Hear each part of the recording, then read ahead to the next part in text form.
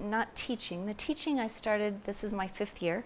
The personal appointments I started 7 years ago. I never intended this to be a practice per se. I was just learning something that I could help my boys with. They were suffering from depression and anxiety, and they weren't getting anything more than the coping mechanisms. The counseling seemed to help them cope a little bit. The medications seemed to help them cope. But they were basically being told they just had to learn how to live with that, and that didn't work for me. You can't feel the Spirit when you're depressed. And so it sent me on this journey of finding out what really was available to us in the doctrines of the gospel already that I clearly didn't understand because I couldn't see the connection. And as I put the science of how the brain works together with the psychology of how our emotions work and the scriptural doctrine of what I already knew, it became very clear that it was all here. I just had missed it. So as they began to heal and get better, and I began to feel pushed to share, I actually, I fought it for months. Actually, I fought it for years, but I finally made a deal with Heavenly Father. If He brought someone to me, I'd share what I'd learned. Otherwise, I was keeping my mouth shut because I didn't want to be weird, and I felt like this was outside of the box for me. So that week, the week of my deal, I had 3 people I barely knew come up to me at church and say, I just feel like I need to talk to you. And I smiled and said, okay, very funny. And that began a referral-based practice that I've never actually advertised.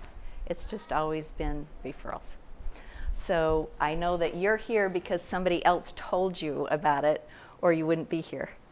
But it's also become really, really evident to me that it's powerful. It's powerful to be able to understand how the adversary is waging the war against us and how to avoid it. If that's the only thing you get out of this 6 weeks, it'll be totally worth it. But there's way more. There's all of the research, the understanding, the science, the psychology. It's really fun for me to be able to put it together. So I honor you. Thank you. I feel privileged that you're willing to spend this time with us for the next 6 weeks. We have 6 sections we're going to go through. Let's look at the workbook for just a minute. I know it looks a little bit overwhelming. I want you to know it's actually really simple. There are 6 basic sections. Today we're going to talk about power, what it is, where it comes from, and the principles. There's 4 principles to each session. So the principles behind power. That would be in tab number 1. Tab number 2 will have the practices that go with these principles. So there are actually things that I'm inviting, encouraging, pleading for you to go home and actually try. Things that you do. Once you have experienced it, don't just leave this at knowledge. You want it to go to wisdom, which is how to use that knowledge. So that's what the practices are for. Next week we're going to talk about creation. The principles around creation, that's tab number 3. And tab number 4, again, is going to show you the practices that go with the principles of creation. The 3rd week, we're going to discuss identity. Each of these things that you're going to be learning affects you in every area of your life. Basically 3 different categories. Your identity, how you feel about yourself, what you believe about yourself, your connections or relationships, and your direction or purpose in life.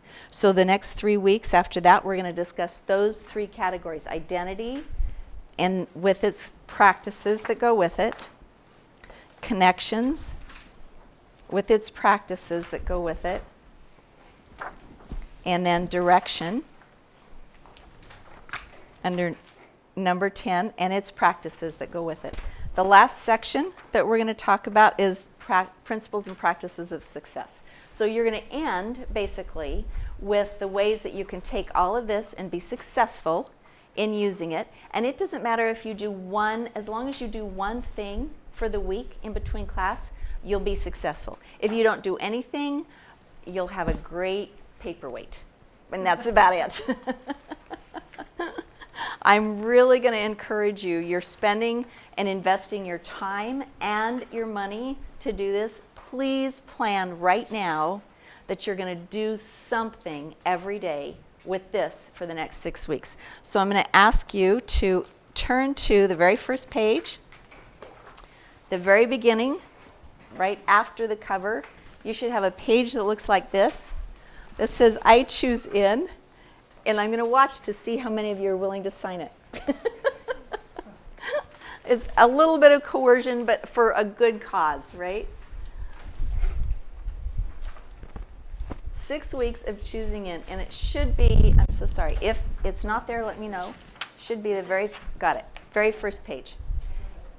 If you're willing to commit to do one, and it can be one 5-minute thing every day, but one thing for 6 weeks, sign here. You'll notice right after that, there is a reference page. If you want to do more than one thing, or a lot more than one thing, if you really want to have a greater understanding of this, there are some talks, some books, articles, and video and audio that you can look into.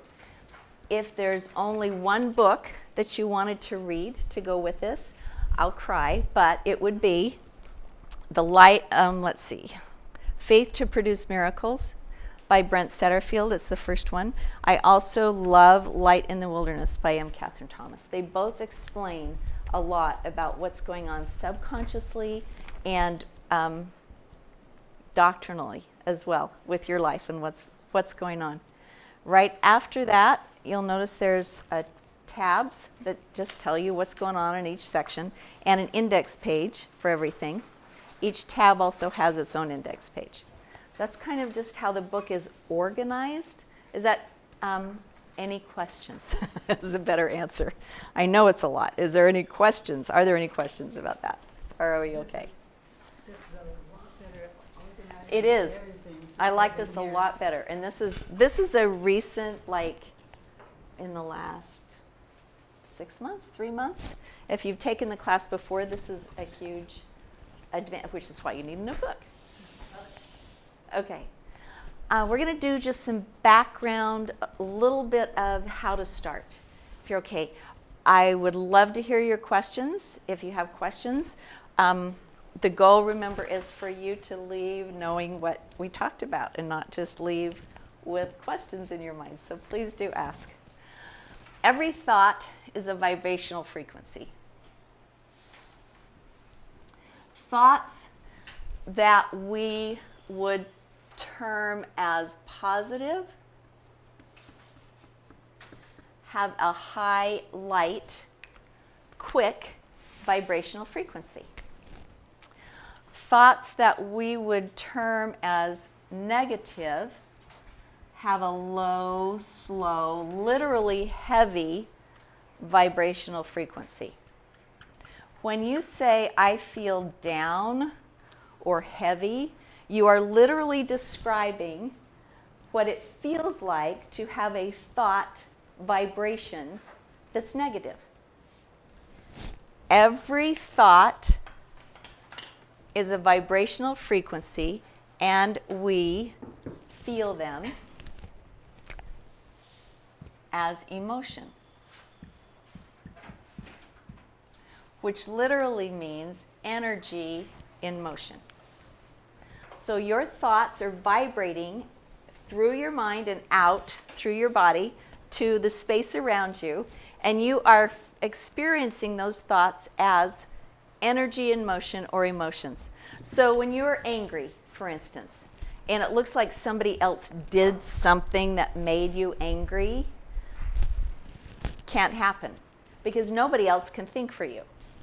What you're doing is experiencing the vibration of a thought you had. So let's take an example. I've told my son a jillion times to clean his room before school. I walk in after he goes, and it looks like a volcano went off. It's a mess. And I get angry. I'm not experiencing the mess in the room. Those are just facts. Facts are neutral. What I am experiencing with that anger is the thought process that I'm having about the experience, about the room. So, for example, my thoughts would be, I've told him 100 times and he's disrespecting me. Or I can't stand this mess and now I'm going to have to clean it up. Or I wish that he would do what he's told. Or any number of things. But all of those are my thoughts that I'm feeling. I could walk into that messy room what was his name? Steve. Who's the great film producer? Spielberg. His room was such a disaster that his pet snake got out in the room and lived for 6 months before they found it. And his mother said, I'm going to let him be creative. She looked at the messy room and saw it as creative. It didn't make her angry. She had a different thought process. Her thought process about that messy room was positive. Every situation that you have has 2 parts to it. The first part is the facts. The second part is the thoughts. Or we could say the interpretations that we have about those facts. So I want to take this apart for a few minutes and let's look at a few different things besides a messy room. Something that has maybe bugged you in the last week. Anybody think of something? Your sister. I love that. Okay. So my sister bugged me this week. I felt emotion over something she did. Okay. Are you brave enough to tell us what it was that she did? Let's name the facts. A lot of things. Okay. For example. She told me to park over to the right more so then her car wouldn't get tree stuff on it. Okay, so she's telling you what to do, Yeah. Specifically about your car. Okay. And when she told you what to do, you felt annoyed. Okay. What else did you feel besides annoyed? You know there's more than that. By the way, you're welcome to share in here. I really feel like it helps when we can do personal, but you don't have to. So, annoyed. Okay. So, almost as though like she's trying to make me a victim. I have to. Okay. So, I have to. And victim. Was there any anger in there? A little bit. That's a nice way to say it. A little bit of anger. Okay. Disrespected. Do you feel like maybe, or she thinks she's more important than me? Mm-hmm. Okay. So a little bit of unimportant. One of the first things I'm going to invite you to try is separating the facts from the thoughts or interpretations. So in this case, the fact is she told me to park my car farther away from her car. That fact is actually neutral. That doesn't bother me at all that she told you that. I don't have any negative emotions about it. Not that I don't love and adore you, but it doesn't do anything for me because I don't have these same thoughts about it. If I am feeling a negative emotion about a thought, it's because I have a negative thought process, meaning when she tells me what to do, I feel like I have to. I feel like a victim. I feel unimportant. I feel a little disrespected. Those are thoughts that come from your belief system. And here's the key. You always have the agency to change your thoughts. 100% of the time. It might not be easy, but it's always simple. How often do you change your mind about what you're going to wear or which direction you're going to drive to the store? The thoughts are always something you have access to change. In fact, no one can think for you. No one. That's why Elder Bednar can say, no one can offend you. You have to take offense. Because no one can think for me, my thoughts about what that person said are either positive or negative, but they're still my thoughts. That works true with anyone and anything that they say. Occasionally, you'll run into a person that is purposefully attempting to be rude and unkind. On purpose. Clearly, they want to offend you. You still have the complete, total control to choose what you're going to think about the facts. I like to liken it like if somebody tried to offend President Nelson, and said something about him being old. In fact, one of my favorite comments was to President Hinckley when he did the interview on 2020 with Mike Wallace. Mike Wallace on live said, people think that it's that this church is being run by old people. And President Hinckley said, yes, isn't that wonderful? Now, clearly, he could have, well, not him, but somebody could have taken offense at that concept, but he didn't. He used it totally in a different, completely, entirely way. He took the facts, what he said, and thought positive about it. And what was interesting is with that positive thought that he was feeling, it helped everybody else feel positive about it. Nobody could look at that comment and go, wow, he's an old, unknowing man. Made a complete difference. Thank you. I don't, like if there's someone that's clearly handicapped, Mm-hmm. Down syndrome, and they do things or have outbursts, I'm not offended because I have a knowledge that they don't know better. And there's been certain people in my life that I just treat that way, Uh-huh. And so they don't offend me. And we know this story well, but it was people that they're not going to change, and I got to love them for who they are. And so whatever came out of their mouth, I just had the perspective of handicap. Isn't that wonderful? I love that. Isn't that wonderful? When you stuff coming out of their mouth, are they actions you're like, that's awesome. Yeah. They're just having a moment. And I love that perspective because even though maybe handicapped is a little bit too much, every one of us is responding to the best of our ability all the time. If I were to see a 2-year-old try and drive the car, I wouldn't be angry that he couldn't figure it out. I would think that's cute that he's trying to do that, right? When I see my 16-year-old trying to drive the car, I think differently. He really doesn't know what he's doing. And he's not so No, he's just not so cute. But not a whole lot more than a 2-year-old. He's learning. He's in the learning process.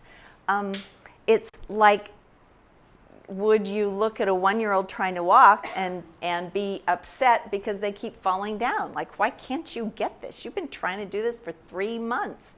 Or do we just think it's cute? Every one of us all the time is always doing the very best we can with what we've got. There are so many untruths, and we'll get into this, so many untruths that we have accepted that we don't even know we've accepted, and they are subconsciously running our show. So no matter what somebody does, even if they look like they're purposely trying to offend you, they're simply doing the best they can with the knowledge and understanding that they've got. They really don't know any better, or they would do better. It's kind of sad, huh? And you can look at it as though, to a degree, there is a handicap there. They just don't know any better. Or even, New York personalities versus California personalities. Yes. A lot of people at West Coast can be offended by people from New York because they just don't understand that that's just a different way of communicating. Or different countries, for that matter. Even just moving from California to Arizona, I had learned to drive like Californians drive. And it really bugged me when I got here that nobody was in a hurry. It's like, what is wrong with you people? You're supposed to be in a hurry when you get on the road. Just get out of my way. And it took me about 6 months to go, oh, I don't have to be in a hurry on the road anymore because people are going to move over for me most of the time. So one of the things I'm hoping that you'll do this week is start to separate in your life the facts from the thoughts. Now, that's going to help on a deeper level, not just with other people, but with what's going on in your life. Any negative feelings that you're experiencing are actually based on negative thoughts that you have about specific facts you've gone through. So let's take this one step farther back. Let's say that I feel frustrated constantly about my weight. That seems to be a pretty common one, so we'll use that. That I just am not happy with what I look like when I get dressed or when I look in the mirror, that bothers me a lot. That is a negative emotion. That has to mean that the thought process behind that has some negative thoughts or beliefs. That it's not okay, that I'm not approved of, that I don't approve of me, whatever those are, every one of them is going to have some negative context that opposes or is different than the actual fact. A number on the scale is just a number. It's completely, totally neutral. It's what I interpret about that number on the scale that creates the feelings that go with it. And that's just one example of areas in your life. Think for just a second, if you're brave enough, you can share, of some area in your life where you feel uncomfortable or negative emotion. Something about yourself. We don't want to talk about the kids or family or anything else right now. I want you to take this personal. Is there some place in your life where you have negative emotion about yourself? Thanks, Tom. I should